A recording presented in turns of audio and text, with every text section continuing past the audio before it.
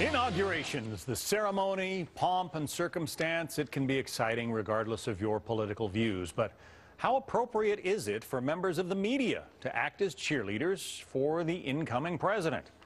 Across the dial, we were treated to scenes like CNN's Jim Acosta telling Wolf Blitzer, quote, "You know, I feel like I should pinch myself right now."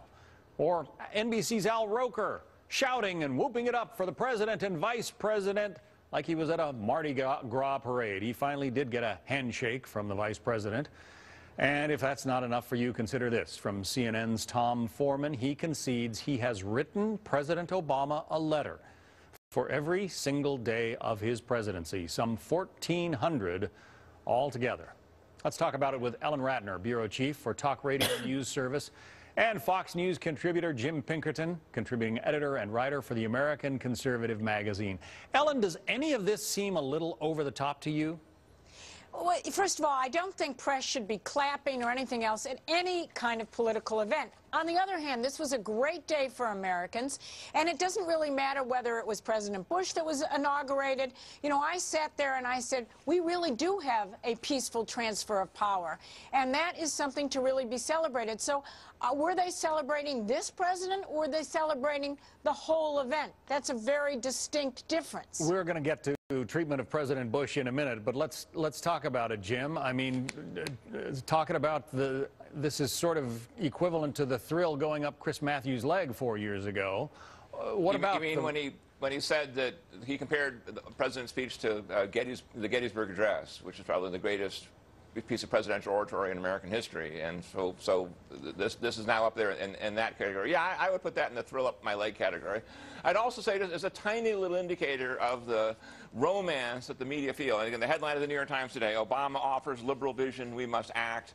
Then talks about climate change and gay rights, two of the media's favorite issues. But as one little indicator how things work, last night on ABC, David Muir said, you know, we think the National Park Service says there might be 700,000 or 800,000 people here, but we talked to the Obama Inaugural Committee, and they told us there are 1 million. Now, let me tell you something, John. As you know, the issue of how many people show up in the mall for any event, left or right, is one of those hotly contested issues. Everybody fights to make their number bigger.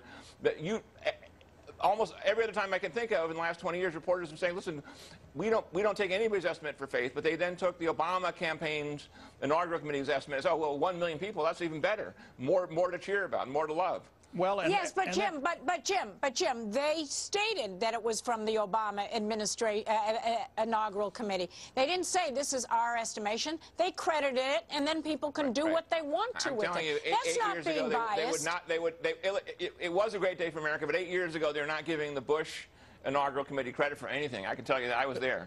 They were giving the Bush Inaugural Committee trouble for spending money, and I want to replay this editorial from the New York Times back in for President Bush's second inaugural. They were criticizing him for spending money at a time when our troops were at war in Iraq and Afghanistan. It said the $40 million record for inaugural partying set 4 years ago for Mr. Bush at the first inauguration is expected to be shattered this month.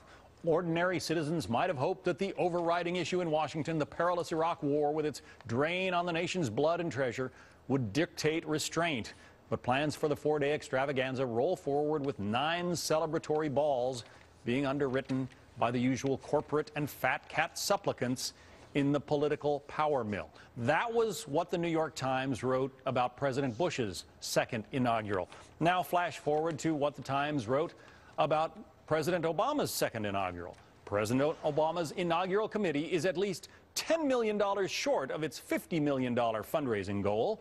Officials have told top donors, with just over a week before Mr. Obama is sworn in for his second term, the administration has planned a more modest array of events this time around, reflecting a less jubilant public mood than 4 years ago and diminished demand among Obama supporters. Why is it okay for President Obama to spend $50 million while President Bush gets criticized for a $40 million inauguration? Ellen, you want to take that on? Well, first of all, yeah, there is inflation, but secondly, no. I mean, I think the media should have been fair on that. I actually think there shouldn't be second inaugurations. He got sworn in at the White House. That's fine. We have Hurricane Sandy to worry about.